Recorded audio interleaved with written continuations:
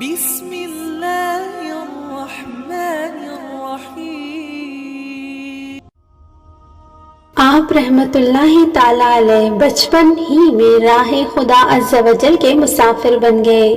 شیخ محمد بن قائد الاوانی رحمت اللہ تعالیٰ علیہ بیان کرتے ہیں کہ حضرت محبوب سبحانی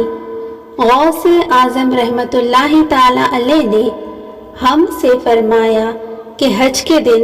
بچپن میں مجھے ایک مرتبہ جنگل کی طرف جانے کا اتفاق ہوا اور میں ایک بیل کے پیچھے پیچھے چل رہا تھا کہ اس بیل نے میری طرف دیکھ کر کہا، یا عبد القادری ما لہذا خلقتا،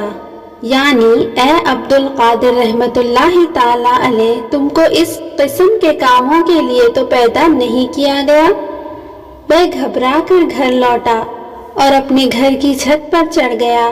تو کیا دیکھتا ہوں کہ میدان عرفات میں لوگ کھڑے ہیں۔ اس کے بعد میں نے اپنی والدہ ماجدہ کی خدمت اقدس میں حاضر ہو کر عرض کیا، آپ رحمت اللہ تعالیٰ علیہ مجھے راہ خدا عز و جل میں وقف فرما دے اور مجھے بغداد جانے کی اجازت مرحمت فرمائیں تاکہ میں وہاں جا کر علم دین حاصل کروں۔ والدہ ماجدہ رحمت اللہ تعالیٰ علیہ نے مجھ سے اس کا سبب دریافت کیا۔ میں نے بیل والا واقعہ عرض کر دیا تو آپ رحمت اللہ تعالیٰ علیہ کی آنکھوں میں آنسو آ گئے اور وہ 80 دینار جو میرے والد ماجد کی وراثت تھے میرے پاس لے آئیں تو میں نے ان میں سے 40 دینار لے لیے اور 40 دینار اپنے بھائی سید ابو احمد رحمت اللہ تعالیٰ علیہ کے لیے چھوڑ دیے۔ والدہ ماجدہ نے میرے 40 دینار میری گدڑی میں سی دیے اور مجھے بغداد جانے کی اجازت عنایت فرما دی۔ آپ رحمت اللہ تعالیٰ علیہ نے مجھے ہر حال میں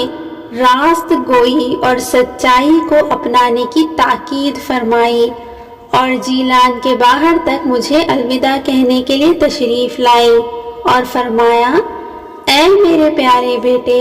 میں تجھے اللہ عز و جل کی رضا اور خوشنودی کی خاطر